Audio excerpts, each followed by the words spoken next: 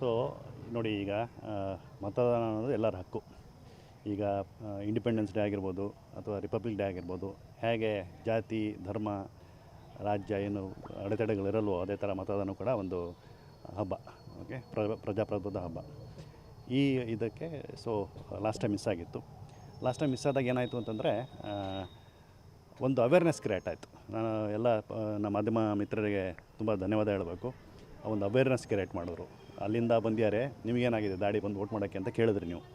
So ಅದರಿಂದ ನಾನೇನೋ ಒಂದು ಕಾಂಟ್ರಿಬ್ಯೂಟ್ ಮಾಡಿದ್ದೀನಿ ಅನ್ನೋ ಖುಷಿ ಇದೆ ನನಗೆ. ಮತದಾನ ಮಿಸ್ ಆಯಿತು ಅಂತ ಬೇಜಾರಿದ್ರು ಕೂಡ ಒಂದು ಜನಕ್ಕೆ ಒಂದು ಅವೇರ್ನೆಸ್ ಕ್ರಿಯೇಟ್ ಮಾಡಿದೆ ಅನ್ನೋ ಖುಷಿ ಇದೆ. ಆ ಒಂದು ಖುಷಿಯಲ್ಲಿ ಮತ್ತೆ ಬಂದಿದ್ದೀನಿ.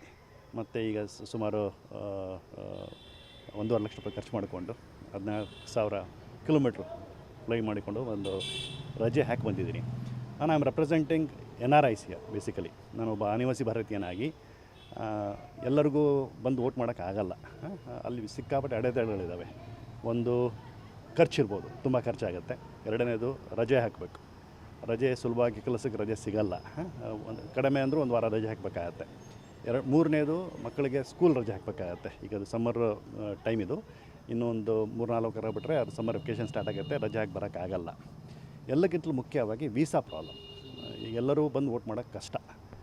ಅಲ್ಲಿಂದ ಬಂದು ವೀಸಾ ಇರಲ್ಲ, ಅಥವಾ ಇನ್ನೊಂದೇನೋ ಸ್ಟ್ಯಾಂಪಿಂಗ್ ಮಾಡಬೇಕು. ಇವೆಲ್ಲ ಲಿಮಿಟೇಷನ್ಸ್ ಇದ್ದಾವೆ. ಎಲ್ಲರಿಗೂ ಆಸೆ ಇದೆ ವೋಟ್ ಮಾಡಬೇಕು, ಬಟ್ ಅದೇ ಒಂದು ಕೊರಗು ಕೂಡ ಇದೆ. ನಾವೆಲ್ಲ ಒಂದು ಹತ್ರ ಒಂದು ಪಾಪರ ಬಗ್ಗೆ ಕಾಡ್ತಾ ಇದೆ ಎಲ್ಲರಿಗೂ, ನಾವು ವೋಟ್ ಮಾಡೋಕ್ಕಾಗಲ್ಲ ಇಂಥ ಒಂದು ಇದರಲ್ಲಿ ಸಿಚುವೇಷನಲ್ಲಿ ಅಂತ. ಸೊ ಅವ್ರನ್ನೆಲ್ಲರನ್ನೂ ಪ್ರತಿನಿಧಿಸಿ ಅವರ ರೆಪ್ರೆಸೆಂಟೇಟಿವ್ ಆಗಿ ನಾನು ಇಲ್ಲಿ ಬಂದಿದ್ದೀನಿ ವೋಟ್ ಮಾಡೋಕ್ಕೆ. ಎಲ್ಲಿಂದ? ಅಮೇರಿಕಾದ ಡಾಲಸ್ ನಿವಾಸಿ ನಾನು. ಅಲ್ಲಿಂದ ಬಂದಿದ್ದೀನಿ. ಮಿಸ್ ಆಗಿತ್ತು, ಈ ಸರಿ ವೋಟ್ ಮಾಡಿದ್ವಿ. ಈಗ ನೋಡಿ, ಪ್ರಪಂಚದಲ್ಲಿ ಏನೇನು ಆಗ್ತಾಯಿದೆ, ಎಲ್ಲ ಒಂದು ಹತ್ರ ವರ್ಲ್ಡ್ ವಾರ್ ಸಿಚುವೇಷನ್ ಕ್ರಿಯೇಟ್ ಆಗ್ತಾಯಿದೆ. ಆಮೇಲೆ ಸಿಕ್ಕಾಪಟ್ಟೆ ಧರ್ಮ ಯುದ್ಧಗಳು ನಡೀತಾ ಇದ್ದಾವೆ. ಈ 2016 ಮುಂಚೆ ನಮ್ಮ ಇಂಡಿಯನ್ಸಿಗೆ ಒಂದು ಐಡೆಂಟಿಟಿ ಇದ್ದರೂ ಕೂಡ ಅಮೇರಿಕಾದಲ್ಲಿ ಎಲ್ಲ ಒಂದು ಹತ್ರ ಲಿಮಿಟೆಡ್ ಐಡೆಂಟಿಟಿ ಇತ್ತು.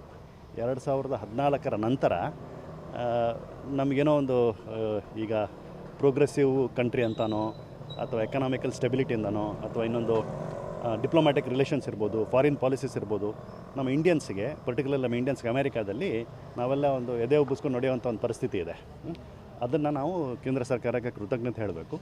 ಸೊ ಆ ಒಂದು ವಿಚಾರಕ್ಕೆ ನಮ್ಮ ಇದು ಕಂಟಿನ್ಯೂ ಆಗಲಿ, ಮತ್ತು ನಮಗೆ ಯಾವುದೇ ಒಂದು ತೊಂದರೆ ಆಗದಿರಲಿ, ನಮ್ಮ ಪೀಳಿಗೆಗೆ, ನಮ್ಮ ಮುಂದಿನ ಪೀಳಿಗೆಗೆ ಯಾವುದೋ ಒಂದು ತೊಂದರೆ ಆಗದಿರಲಿ ಅಂತೇಳಿ ನಮ್ಮ ಜವಾಬ್ದಾರಿ ನಿಭಾಯಿಸೋಕೆ ಇಲ್ಲಿ ಬಂದಿದ್ದೀನಿ. ಅಮೇರಿಕಾಯಿಂದ ಬಂದು ವೋಟ್ ಮಾಡಿದೆ, ಅದೇ ಇಲ್ಲಿ ಕೆಲವಷ್ಟು ಭಾಳ ಜನ ಇಲ್ಲೇ ಇದ್ದು ವೋಟ್ ಮಾಡೋದು, ಅವ್ರಿಗೆ ಏನು ಹೇಳ್ತೀವಿ? ಅವ್ರು ಮಾಡಬೇಕು. ಈಗ ಏನಾಗುತ್ತೆ ಅಂತಂದರೆ, ನಾಳೆ ಈಗ ನೋಡಿ, ಈಗ ಎಲ್ಲರಿಗೂ ನಾವು ಸುಮ್ಮನೆ ಬ್ಲೇಮ್ ಮಾಡೋದ್ರಲ್ಲಿ ಏನೂ ಅರ್ಥ ಇಲ್ಲ, ರೈಟ್? ಈಗ ನಮ್ಮ ರಾಜ್ಯದಲ್ಲಿ ಏನಾಗ್ತಾಯಿದೆ, ನಾನು ರಾಜಕೀಯ ಮಾತಾಡಬಾರ್ದು, ಬಟ್ ಹೇಳ್ತಾ ಇದ್ದೀನಿ. ನಮ್ಮಲ್ಲಿ ಇವತ್ತು ಹಾಡಾಗಲೇ ವಿಧಾನಸೌಧದಲ್ಲೇ ಪಾಕಿಸ್ತಾನ ಜಿಂದಾಬಾದ್ ಅಂತ ಕೂಗ್ತಾ ಇದ್ದಾರೆ. ಅದು ಬಿಟ್ಟು ಹಾಡಾಗಲೇ ಕೊಲೆಗಳಾಗ್ತಾ ಇದ್ದಾವೆ. ಆಮೇಲೆ ಧರ್ಮ ಯುದ್ಧಗಳು, ಜಾತಿ ಯುದ್ಧಗಳು ನಡೀತಾ ಇದ್ದಾವೆ. ಬರೀ ಈ ಒಂದು ರಾಜ್ಯದಲ್ಲಿ ಇಷ್ಟ ಆಗ್ತಾ ಇದೆ. ಇದೇ ಥರ ಸರ್ಕಾರ ಒಂದು ಸೆಂಟ್ರಲ್ ಬಂದರೆ ಇನ್ನೇನಾಗ್ಬೋದು ಅಲ್ವಾ? ಈಗ ನಾವು ಕೂಡ ಒಬ್ಬ NRI ಆಗಿ ನಾಳೆ ನಾನು ವಾಪಸ್ ಬರಬೇಕು ಅಂಥ ಒಂದು ದೇಶ ನಮ್ಮದು ಆಗಿರಬೇಕು. ಸೊ ಆ ಒಂದು ದೇಶಕ್ಕೋಸ್ಕರ ಬರ್ತಾಯಿದ್ದೀನಿ.